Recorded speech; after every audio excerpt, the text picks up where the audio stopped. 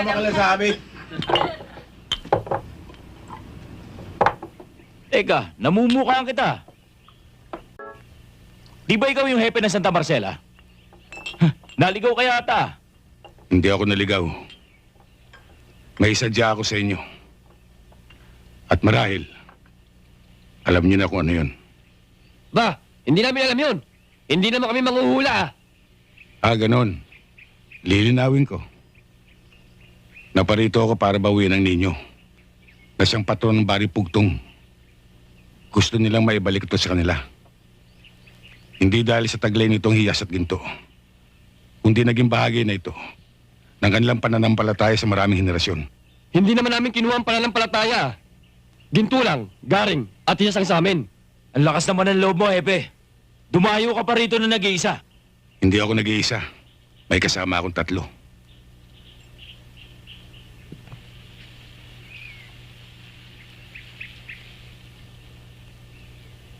Niloloko yata tayo nito ah.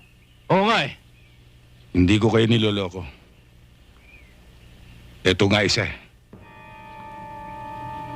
Ito pa yung 2.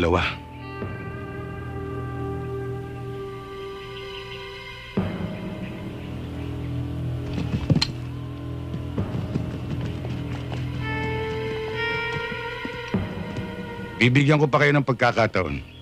Ano? Kami pa bibigyan mo ng pagkakataon? Hepe, nasa bakuran ka namin. Gusto mo itumba ka namin ngayon? Umalis na muna kayo.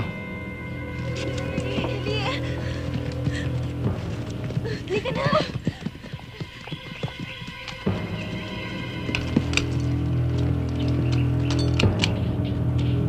Ibalik nyo lang ang ninyo para wala tayong problema. Anong problema? Ikaw ang may problema. Pumasok ka sa umuloy. Baka hindi mo kami kilala. Kilala ko kayo. Kayo yung pangkat na sinuka ni Kariko. Dahil pang sarili lang ang lakad ninyo. Kinakasangkapan nyo lang inyong simulain para mangurakot, mangulumbat at pumatay ng tao ng walang dahilan.